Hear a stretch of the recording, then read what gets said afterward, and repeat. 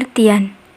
Gelombang mekanik merupakan jenis gelombang yang memerlukan medium untuk perambatannya. Contoh gelombang mekanik: gelombang bunyi, gelombang pada tali, dan gelombang air.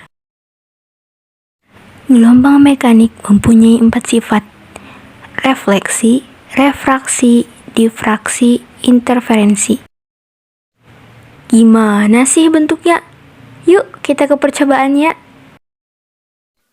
Alat dan bahan yang digunakan, yaitu wadah plastik, air, pipet, pewarna makanan, pulpen, dan kardus yang dipotong sesuai dengan pola seperti yang bisa dilihat pada gambar. Langkah-langkah. Pertama, masukkan air ke dalam wadah plastik. Kedua, tuangkan pewarna makanan secukupnya. Refleksi atau dapat dipantulkan. Gelombang mekanik dapat dipantulkan jika gelombang mengenai medium penghalang tertentu yang bersifat rigid atau keras. Jika bahan penghalang bersifat lunak, maka gelombang akan diserap. Refraksi atau gelombang dapat dibiaskan.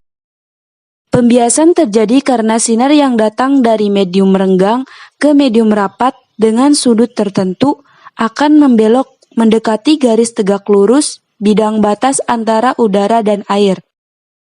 Difraksi atau dapat dibelokkan. Gelombang mekanik dapat dibelokkan jika gelombang melalui suatu celah sempit.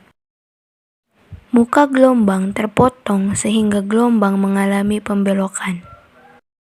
Interferensi atau gelombang dapat dipadukan. Ada 2 jenis interferensi, yaitu interferensi destruktif dan interferensi konstruktif. Interferensi destruktif atau tidak sefase. Gelombang yang tidak sefase tidak akan menghasilkan perpaduan karena muka gelombang tidak bertemu pada fase yang bersamaan.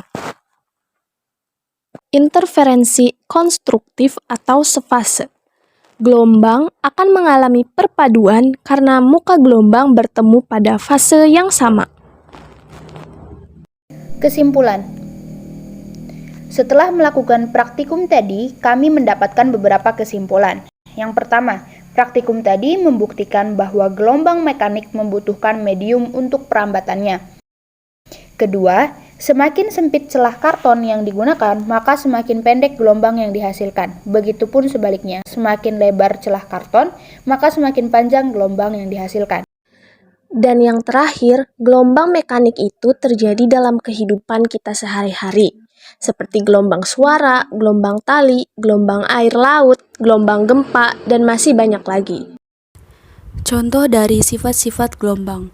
Yang pertama, contoh dari refleksi. 1. Ketika berteriak di lereng bukit, maka suaramu akan dipantulkan kembali. 2. Pemantulan gelombang air kolam oleh dinding kolam. 3. Pemantulan gelombang bunyi oleh dasar laut. Yang kedua yaitu contoh dari refraksi. 1. Suara dari daratan dibiaskan pada kedalaman air. 2. Cahaya yang dipancarkan ke langit akan dibiaskan. Yang ketiga yaitu contoh dari interferensi. Bertemunya 2 gelombang fase yang sama maupun fase yang berlawanan. Dan yang terakhir yaitu contoh dari difraksi.